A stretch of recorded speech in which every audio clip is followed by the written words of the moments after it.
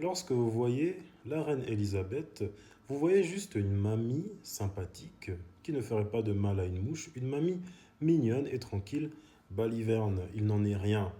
D'ailleurs, lors de son décès, ça disait que elle avait une étroite relation avec le Kenya, alors que l'Empire britannique a vraiment détruit le Kenya. C'est à cause d'eux que les Kenyans sont obligés de parler en anglais, c'est-à-dire qu'ils ont colonisé le Kenya.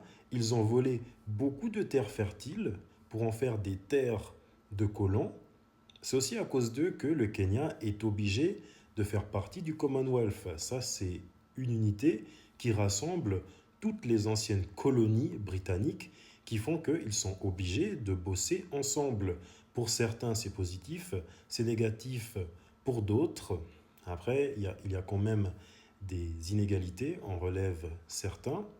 Malgré ça, les colons, les envahisseurs, ont apporté quelques nouveautés comme les infrastructures ou l'agriculture avec l'exportation de café ou de thé. Les Britanniques sont derrière l'infrastructure. Le chemin de fer, c'était un projet colonial majeur.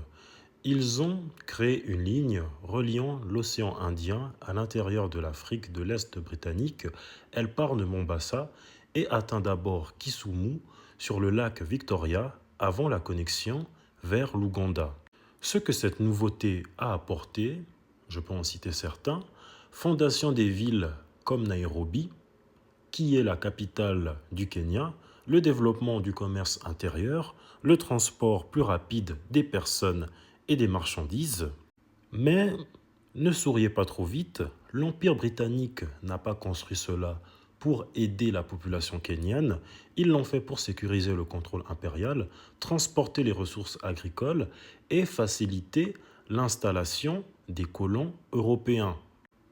Dans le chantier, il y avait beaucoup d'ouvriers et parmi ces ouvriers, beaucoup moururent de maladies, d'accidents ou d'épuisement.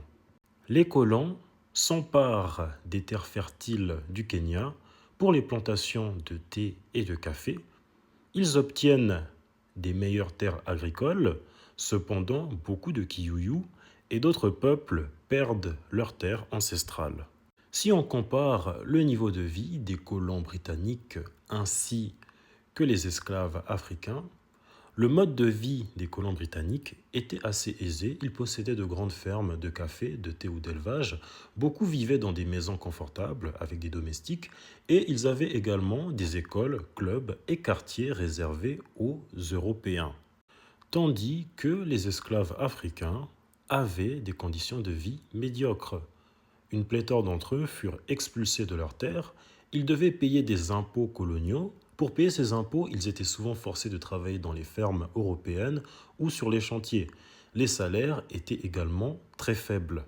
En 1950, il y a la révolte des Mau Mau, car la population kenyane en a marre. Ce qu'ils font, c'est attaquer des fermes coloniales. Ils ont des assassinats ciblés. Ils font également beaucoup de guérillas dans les forêts.